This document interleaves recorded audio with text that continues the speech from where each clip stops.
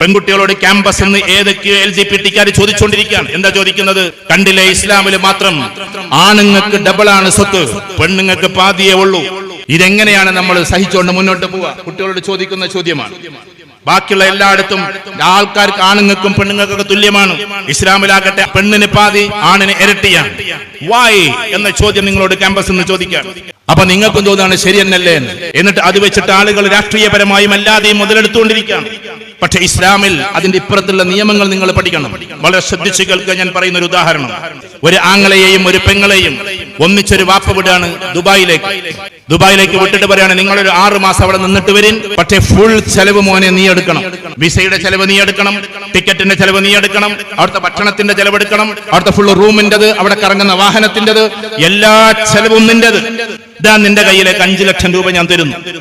മോളോട് പറയാണ്, മോളെ നീ റൂം എടുക്കരുത്, നീ ഭക്ഷണത്തിന് പൈസ ഇറക്കരുത്, ടിക്കറ്റിന് പൈസ ഇറക്കരുത്, വിസയ്ക്ക് പൈസ ഇറക്കരുത്, അവിടെ കറങ്ങാനുള്ള വാഹനത്തിനൊന്നും 1 രൂപ പോലും നീ കൊടുക്കരുത്. എന്നാ 2.5 ലക്ഷം രൂപ പിടിച്ചോ. ഇതിലേതാ നിങ്ങൾ സ്വീകരിക്കുക? നിങ്ങൾ പറ, ഏതാ സ്വീകരിക്കുക? രണ്ടാമത്തതാണോ ഒന്നാമത്തതാണോ? കാരണം ഒന്നാമത്തത് സ്വീകരിച്ചാൽ ചിലപ്പോ എല്ലാ ചെലവും കൂടി 3, 3.5, ചിലപ്പോ 5 മുതൽ നിൽക്കൂല. പക്ഷെ ഈ പെൺകുട്ടിക്ക് 2.5 ഒന്നും ചെലവാക്കാതെ കിട്ടാൻ. ഇറ്റ് ഈസ് ഇസ്ലാം. ഇസ്ലാം പറയുന്നത്, ആണേ പുരുഷ, നീയാണ് വീട് വെക്കേണ്ടത്, നീയാണ് ഭക്ഷണം ചെലവഴിക്കേണ്ടത്, നീയാണ് വസ്ത്രം ചെലവാക്കേണ്ടത്. പെൺകുട്ടിയെ ഒന്നുകൊണ്ടും നീ ബുദ്ധിമുട്ടിക്കരുത്. അവളുടെ കയ്യിൽ നിന്നൊരു നയാ പൈസ പോലും നീ വാങ്ങിക്കരുത്. വീട് വെക്കാൻ അവരുടെ കയ്യിൽ നിന്നൊന്നും നീ വാങ്ങിക്കരുത്.